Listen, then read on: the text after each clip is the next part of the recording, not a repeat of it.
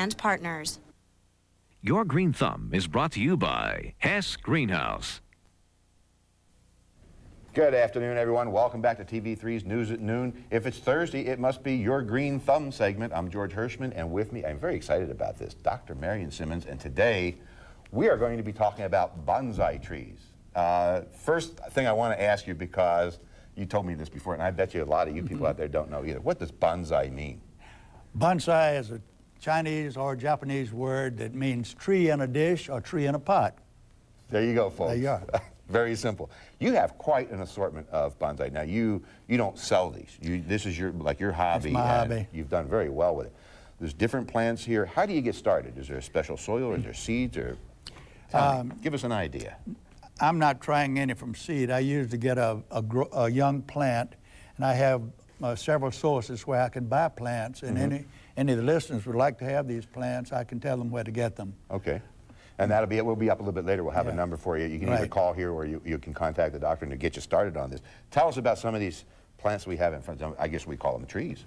Well, the tree that's most unlikely to be a bonsai is the fig tree, which is right over the desk. Oh, that one down here? Large leaf, yes. Okay. And it's normally not a bonsai, but it's in a bonsai dish, so I call it a bonsai. Okay, that qualifies. Right. It's a tree in a dish. The tree with the oranges, the little oranges, is a Calamonian orange. The fruit is not edible. It's not very sweet. No, a little bitter. But it looks cute. Very sour, yes. Yeah, sour. Very pretty, yes. Okay. Now this tree, we were talking about this earlier, and I don't know if we can hold this. I don't know if you can see this, folks. I got to hold this up. Look at the roots. And you call this what? Yes, this is one of the schiffelera trees. And these are aerial roots, which are make it very interesting. Down in Florida, at the home of Thomas Edison, they have real trees with roots that reach down halfway to the ground. Now, a regular tree, one of these would be pretty large. Yes, it would. And so now, how do you get them small? How do you get the trees like this? Is it a product of being in the pots and not being in a pot limits its growth. Okay. And I usually buy the small starter plants. Like this one, for instance, can be bought at some grocery stores, but as I was just telling George, you don't take these in the house or they'll die. It's an outdoor plant. You're supposed to keep them outside, keep them well watered. See, and I didn't know that. And we were talking about it, and I would go out and, oh, this is kind of fun. I'd buy a bunch of these, and then I have a bunch of these dead bonsai plants in my home. What are some of these other plants? There's a lot of differences here. This is like the standard bonsai that you see a lot, and we talked about this tree. This tree with long needles on it is. Yes, that one is called a larch, a golden larch, and it grows to be a very large tree in parts of Africa. Okay. But it makes a very nice, colorful bonsai, and in the fall, these turn bright gold. Okay. Now this, we were talking about earlier, and this is what I would call, well, you got a crooked trunk here, but you actually make it grow that way. How do you do that? Yes, it has to be wired.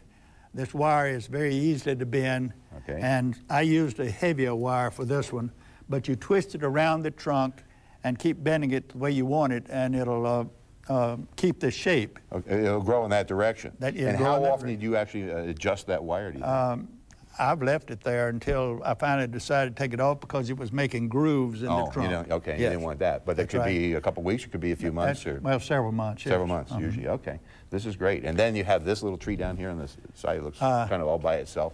This one is a ginkgo tree.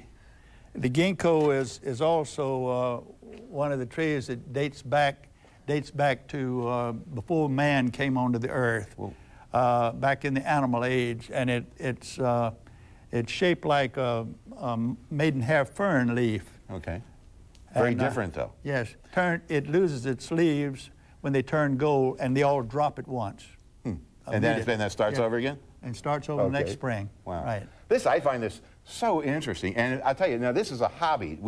The doctor does not sell these, but if you'd like some information, you can contact the doctor. We'll give you a phone number here at 828-2638. He's a bonsai tree specialist, or you can contact the station here and we can get that information for you. Doctor, I appreciate you so much coming by today. I think this is just so interesting, and I'm glad you took the time out to come by and show us some of this work that you've done. This is really pretty. My pleasure, George. We thank you all very much for joining us, and we're going to be right back with a little more after this. Come explore Hess Greenhouse for all your plant and gardening needs. We think our one-on-one service makes us truly unique. Hess Greenhouse has everything you need to make your home and garden beautiful. House plants, hanging baskets, perennials, silk flowers, unique gift ideas, and much more. Take time out of your busy schedule to browse through our colorful and unusual greenhouse. Hi, I'm Lynn. Come on by Hess Greenhouse today and see what's blooming.